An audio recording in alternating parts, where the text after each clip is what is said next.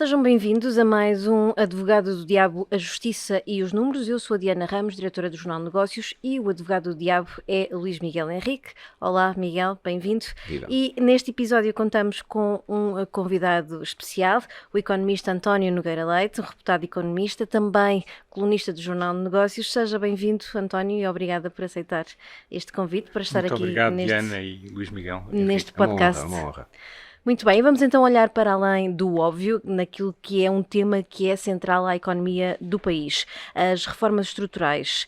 E a SEDES apresentou um livro com uma visão estratégica que tem um objetivo muito bem identificado, que é duplicar o PIB em 20 anos.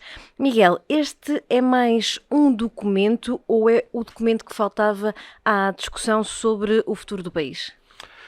Bom, resposta rápida. É o intermédio. Não é apenas mais um documento de todo, mas também me parece que algumas das ideias que ali trazem, muitas delas já estão relativamente diagnosticadas. Tem, claro, mérito de estarem estruturalmente bem pensadas, estão bem apresentadas e que fará com que o país se mexa. Aquilo que a SEDES, enquanto sua missão, se propõe deveria ser um desígnio nacional. E eles trazem, há números que sustentam que nós, entre 1961 e 2000, o país cresceu a média de 4,4% ao ano, o que fez com que o PIB duplicasse a 16 anos.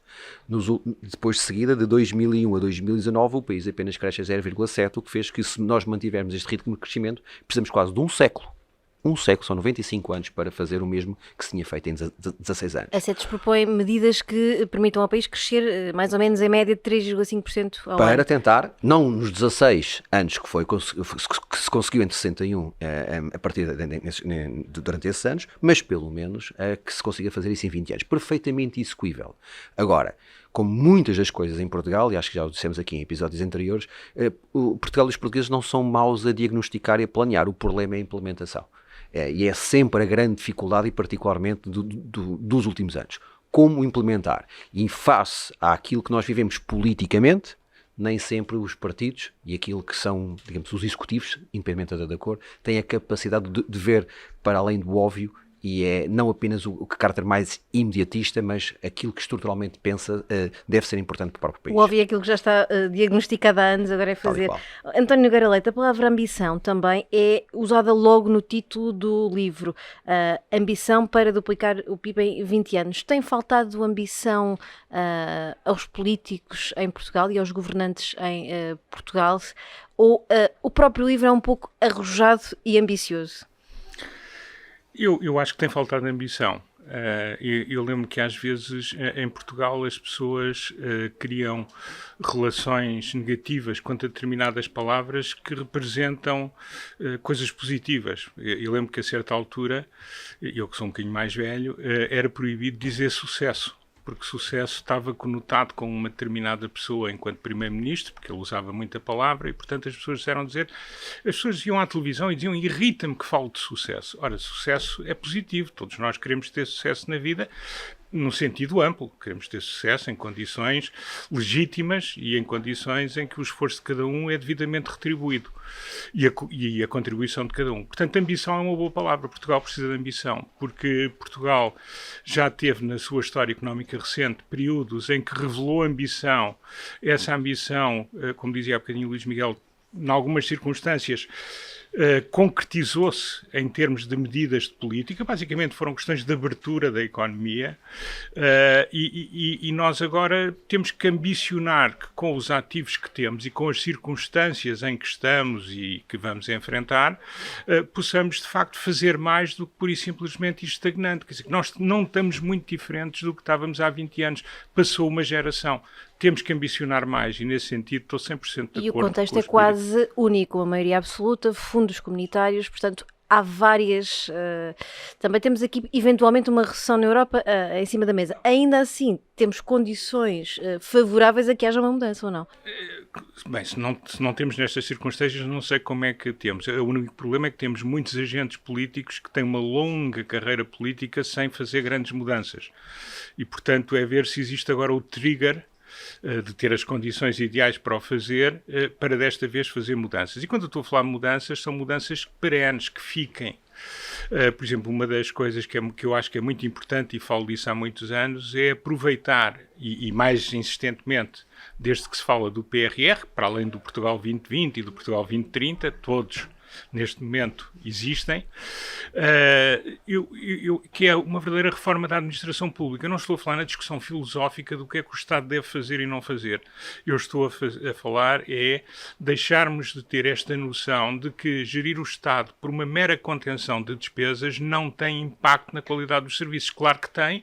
Isto foi anunciado por muitos de nós, inclusive eu próprio, há 4, 5 anos atrás, que não é assim que se reforma a administração, se pura e simplesmente cortando o dinheiro e deixando o resto tudo na mesma, e o que é facto é que agora já é, enfim, comum perceber-se que houve impactos muito negativos de não se ter querido reformar. Com quanto dinheiro para a transformação digital, com uma maioria absoluta, com um consenso grande na sociedade portuguesa de que queremos ter serviços públicos de qualidade, eu acho que essa é uma das reformas importantes pela administração e pelo que tem na vida dos cidadãos e das empresas.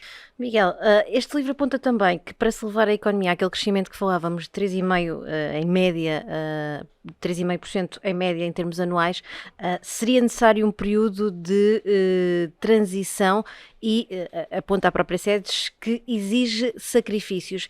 Depois da Troika, isto pode ser uma condicionante, porque cada vez que se fala em sacrifícios, depois também há a retração dos portugueses em relação a uma mudança que muitos sublinham ser essencial.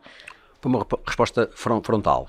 Sim, mas os sacrifícios não apontam apenas para a questão da sociedade, porque o primeiro sacrifício que tem que ser pedido, se calhar, é aos partidos. Os partidos estão pensados para manutenção de poder, e a manutenção do poder tem muito a ver com aquilo que o António estava a falar, é não levantar ondas, não mexer muito, não se fazer nada, porque o não fazer nada, pelo menos não se faz nada errado, ou que de alguma forma provoca algum tipo de química ou de reação no cidadão. Que podem ter resultados no impacto eleitoral. A partir da questão é, exige sacrifício aos próprios partidos, porque ainda não se conseguiu inventar, para mim, pelo menos enquanto tenho isto, nenhum melhor sistema político que a democracia, nenhum sistema melhor económico do que a economia de mercado e o capitalismo. Portanto, este, com todas as dificuldades, é o que temos. Mas os primeiros sacrifícios, se calhar, não olhar logo para a população, mas olhar para os próprios partidos. São eles que lhes compete, porque são eles que estão no centro da governação, que lhes compete perceber que isto é um desígnio nacional e têm que fazer muito mais do que manter os cargos, os poderes e tudo aquilo que, num primeiro momento, apenas isso somente interessa. Segundo, vamos lá à questão da população. É engraçado que tu, em Portugal, os portugueses têm um laço em relação à família que, se tu pedires isto a qualquer chefe de família, nem se discute. Portanto, se eu souber que tenho que fazer o bem para a minha família, no meu núcleo familiar, e tenho que passar agora por 2 ou 3 anos de alguma dificuldade, ou de algum ajuste, porque isso é importante para os meus filhos, para os meus netos, nenhum chefe de família discute. O problema é quando já passas isto já a um nível local ou municipal. Já se começa a pensar 2 vezes. Quando se transforma em nível nacional, impensável, porque falta essa capacidade, essa identidade nós enquanto povo, de conseguirmos buscar o bem comum mais tarde, ainda que sacrificamos hoje. E tem muito a ver com a imagem que as instituições públicas passam para o cidadão. O cidadão não se revê nelas e não se sacrifica por elas porque não acredita. Mais uma vez, terminamos como começamos. Os partidos, sendo um fulcral no nosso sistema político, têm que começar por dar o exemplo e saberem darem só respeito. António Nogueira Leite, a SEDES também volta a defender aquela ideia que já foi muito polémica, que já acendeu muitas discussões, do choque fiscal para reduzir a pressão fiscal sobre as famílias e sobre as empresas. E depois também aquilo que falávamos, uma redução do peso da despesa pública corrente não primária em função do PIB. A questão fiscal é o maior entrave à competitividade do país?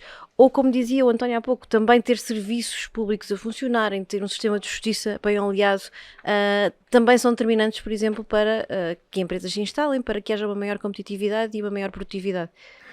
Eu penso que a variável fiscal é uma variável muito importante, mas não é a variável. Ou seja, mas é sempre muito polémica também. Certo. Eu acho que todos nós gostaríamos de pagar menos impostos. Eu estou a falar daqueles que pagam impostos, não é? Todos nós gostaríamos de pagar menos impostos para a mesma qualidade de serviços públicos. Agora, o que acontece é que se nós apenas reduzirmos os impostos e não atuarmos do outro lado e não retirarmos alguns dos entraves que temos ao funcionamento da economia, isso não vai produzir os efeitos que muitas vezes se pensa. E há vastíssima literatura sobre isso para todos os gostos. Agora, o que eu lhe posso dizer é que nós não resolvermos os outros problemas vai levar a que estejamos cada vez mais afogados em impostos. E nós temos uma fiscalidade que foi em larga medida pensada há 30 anos e depois retalhada em todos os orçamentos de Estado de há 30 anos para cá. Portanto, era a altura de olharmos um pouco para a estrutura da nossa fiscalidade e deixarmos de ter medidas avulsas para a fiscalidade. Tendo em atenção o seguinte, que nós temos que ser capazes de reter os nossos jovens de qualidade, que não estamos a conseguir fazer. Temos que não sacrificar o espírito de tomada de risco das pessoas individualmente, das empresas, dos acionistas. Portanto, temos que ter uma fiscalidade que não penalize demasiadamente os bons resultados, mas não basta pensar na fiscalidade. Quer dizer, um choque fiscal por si só não vai resolver os problemas. Portanto, nós temos que ter um conjunto integrado de medidas em que eu, mais do que ser apologista de um grande choque fiscal, eu sou apologista de um grande choque, de uma grande alteração da perspectiva na gestão das coisas, na gestão da coisa pública, na gestão da regulação, na interface entre a regulação e as empresas, na relação do fisco com as empresas e com as pessoas, na qualidade dos serviços públicos, pensar o nosso problema demográfico, o que é que temos que fazer, que falamos que temos um problema, mas que não fazemos nada de substancial há muito tempo. E, portanto, é evidente que menos impostos, tudo mais constante, ajuda, mas só menos impostos não é aquele passe de mágica que nos porá a crescer. É daquelas coisas em que menos por menos não será só necessariamente mais, será um pouco mais, mas não muito mais. Entre os economistas há muitas opiniões, mas eu não gosto de ter opiniões muito simplistas perante um problema complexo que eu mexo apenas numa variável e o problema se resolve. Não, eu sei que essa variável é muito importante, não a posso tratar mal, mas não posso esquecer que ou tenho uma política de conjunto ou, no fundo, estou a criar outro tipo de desequilíbrios, resolvendo aqueles em que atuei no início. E isso não chega. Miguel, o livro aponta também para a necessidade de reduzir os custos das empresas e aborda áreas específicas como a energia, a logística, os transportes. O tecido produtivo em Portugal está, de facto, esmagado por estes custos, está sacrificado? Deixa-me recordar aqui uma expressão de alguns dias atrás de António Saraiva da Cipa, de dizer que as empresas não são vacas leiteiras. O problema das vacas leiteiras é que quando tu espremes o leite todo, depois não tens que continuar a alimentar e não tens nenhum fruto para tirar. Portanto, resumindo, ainda há pouco estávamos a conversar em relação ao incremento brutal dos custos de energia e o impacto que isso tem no tecido empresarial. Há uma coisa que é muito importante. E não sabendo exatamente como ultrapassar, porque há questões que são nacionais, mas há outras que são internacionais e que não as conseguimos sozinhos ultrapassar. Há uma coisa que é importante, e o António estava agora a recordar, é a iniciativa privada que cria riqueza para o país e para os seus cidadãos. Achar que as empresas são o inimigo e não o amigo, e tratá-las mal e não ajudar a que tudo aquilo que é boa competência e boa gestão, que é a tomada de risco, como o António estava a dizer, tem que ser incentivada, porque as pessoas têm que sair, as pessoas que têm capital, as pessoas que têm ideias e que querem trabalhar e que querem investir em Portugal, têm que ser incentivados a sair da sua zona de conforto. Porque se não saírem da sua zona de conforto, o que é que vão fazer com o seu capital? O que é que vão fazer com o seu know-how? O que é que vão fazer com todo o seu saber e conhecimento e capacidade? Nada. E é isto que tem acontecido. Os bons nós temos perdido, e muita riqueza, se calhar, saiu de Portugal que poderia ter cá ficado por más razões e por má gestão política, por má tomada ou nenhuma tomada de decisão. Sem repetir o que disse atrás, nem muito menos aquilo que o António acabou de dizer, sim, alguns custos são importantes para aquilo que é o tecido empresarial, mas o mais importante neste momento é contribuir para o incremento da iniciativa privada e que algumas pessoas com capacidade de investimento saiam da sua zona de conforto e ajudem outros a crescer com eles. O António é particularmente atento às questões económicas e ao pulsar da economia e está sempre de olho no que se vai passando também lá fora. O livro da SEDES propõe que se reduza a dívida pública para 90% do PIB até 2003. Olhando para aquilo que é o contexto desafiante económico que temos pela frente, que provavelmente não será só este ano, será um efeito mais prolongado por causa da guerra e também por um período de reorganização geopolítica que estamos a atravessar, é razoável olharmos para este indicador e achar que é fácil cumpri-lo, sobretudo no caso de um país como Portugal, que sempre teve uma elevada exposição à dívida? Esse valor é um valor difícil, mas repare, nós estamos obrigados... Lá está, ambicioso. Muito ambicioso. E eu tomo como um valor aspiracional, como um valor de referência. Enfim, quantificar um pouco mais aquela nossa referência de que queremos que a dívida pública em percentagem do produto vá caindo. Ali põe-se um objetivo, que é um objetivo que depende muito também do que se fizer na parte orçamental, mas também depende muito daquilo que for o crescimento económico. E, portanto, chegar a esse rácio no contexto atual, eu tomo como um desafio e não como um valor a monitorizar, como, enfim, na realização do orçamento anual de uma empresa. Portanto, eu vejo de outra forma, vejo como um valor aspiracional. Repare, nós estamos obrigados pelo Tratado de Maastricht a tentar convergir para os 60%, portanto 90% ainda é longe da convergência. Parece que fica sempre um número que esteve lá, mas exato, ninguém lhe ligou muito. Nós passámos todos, em função do que se passou nos últimos 30 anos, a achar que o que interessa é ir descendo, sendo que muitas vezes foi subindo, porque senão não estava aos níveis a que está. Portugal, quando eu fui secretário de Estado do Tesouro, em 2000, a nossa dívida em percentagem do PIB estava abaixo de 60% do PIB. Portanto, estávamos abaixo do critério do Tratado de Maastricht. Portanto, se isso aconteceu, é porque houve muitos anos em que não descemos, subimos. Agora, o que é facto é que eu penso que é uma ambição importante, porque são recursos, porque, por um lado, torna-nos muito mais dependentes dos efeitos da política monetária. Significa, por outro lado, que há muitos recursos que podiam ser empregos de outra forma e que estão a pagar os erros do passado.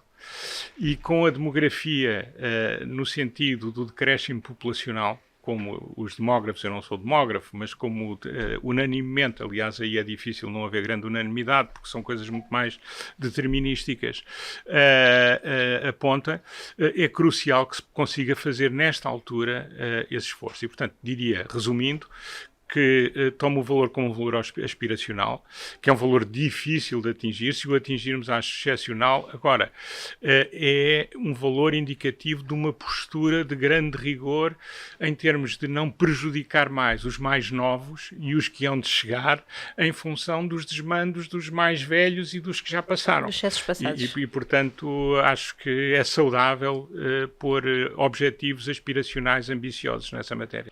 Já aqui falamos um bocadinho da questão da educação, da formação e do facto de muitos terem deixado o país. Neste livro, a SEDES fala da necessidade de atingirmos uma taxa de 60% no ensino profissionalizante e de 65% de formandos nas áreas das ciências, tecnologia, gestão. É relevante a questão do ensino profissional em Portugal e também desta aposta nas áreas mais técnicos e tecnológicas. Sim. Duas questões.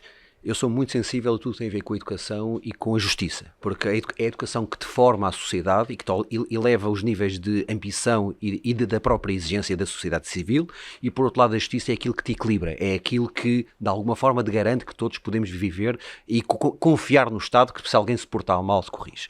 Em ambos os lados da equação, e são às vezes pastas e áreas pouco quantificadas e pouco vistas, mas são extremamente importantes do ponto de vista estratégico. Em relação ao ensino profissionalizante, sim, tem que ser, porque a formação da nossa educação está perfeitamente desajustada entre aquilo que é o mercado, aquilo que o mercado pede e aquilo que se está a oferecer.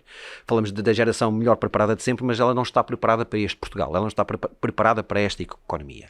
E há outra coisa que a seguir ao ensino profissionalizante as pessoas acham que estamos apenas a formar técnicos, e não estamos. Se a seguir a isso nós conseguimos dotá-los de alguma capacidade empreendedora, se conseguimos incentivá-los ao risco, à tomada de risco, muitos desses pequenos profissionais, desses jovens profissionais, eles vão dar futuros empresários. E o nosso tecido empresarial, por muito que nós gostemos das Galp, EDPs da vida, elas são feitas em mais de 90% pelas PMEs. São essas que criam a nossa riqueza, são essas que criam, nomeadamente, fora dos centros urbanos, alguma daquela que é o dia-a-dia para algumas das famílias.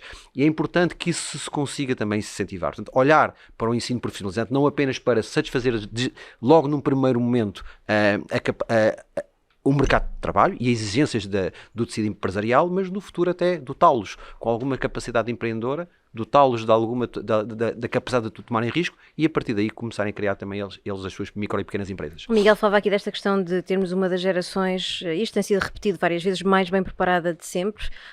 Também há críticas de estarmos a formar excelentes profissionais que depois ou vão para o estrangeiro ou são mesmo contratados em Portugal para multinacionais, para empresas estrangeiras.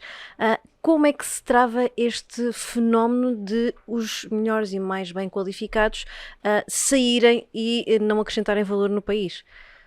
Esse é um problema que me preocupa enquanto pessoa, enquanto cidadão. Até no plano particular, eu a partir do próximo dia 5 passo a ser pai de uma imigrante que vai trabalhar para um banco de investimento internacional fora do país. Os novos imigrantes, não é? Eu referi isto entre pouco tempo. O filho já começa a comparar entre o que se ganha cá líquido e o que ganha fora. Sim, e já começa a falar no assunto. Não tem comparação com o que E nós enquanto pais, começamos também a sofrer isto. E, portanto, isso preocupa-me, porque são pessoas que são essenciais para nós retermos. Não adianta termos a geração mais bem preparada de sempre e depois muitos dos nossos melhores, em muitas áreas, e agora até está a acontecer na medicina, em muitas áreas, muitos dos nossos melhores vão-se embora. Portanto, eu acho que há aqui um esforço que é um esforço das políticas públicas, mas também tem que ser um esforço das empresas. Muitas empresas, eu conheço alguns excelentes exemplos de políticas de incentivo e retenção. A questão não é só o nível de salários, é muitas vezes para estes jovens, pelo menos naquilo que me dizem, eu contacto muito com jovens, porque sou professora numa escola de gestão, é a perspectiva de carreira que era muito clara há 10, 20 anos atrás, 30 anos atrás, e que hoje em dia não é tão óbvia. Portanto, eu acho que é um esforço das políticas públicas, de todos nós tendo uma economia mais atraente e mais competitiva, e das empresas que têm que perceber que é muito importante para o país e para elas próprias aproveitarem essa mão de obra de qualidade extraordinária que nós hoje em dia conseguimos formar nas nossas escolas de engenharia, nas nossas escolas de ciências médicas, nas nossas escolas de economia, de direito, e aproveitar uma geração tão bem preparada que, infelizmente, em muitos casos, não fica cá.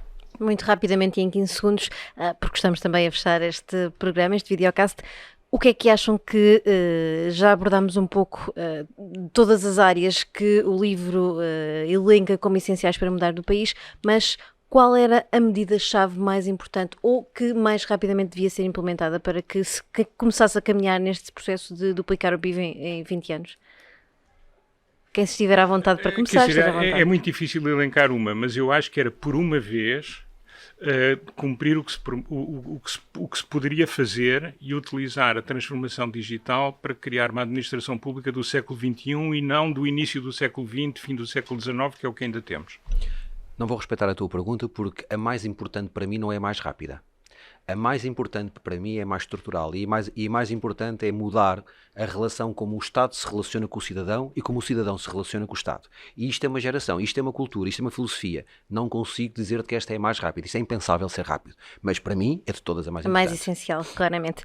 Muito obrigada aos dois, António Nogueira Leite e Luís Miguel Henrique, por terem juntado a este videocast. E está assim fechado mais um episódio do videocast O Advogado, o Diabo, a Justiça e os Números. Cá estaremos para a semana para mais um olhar sobre a atualidade. Até lá.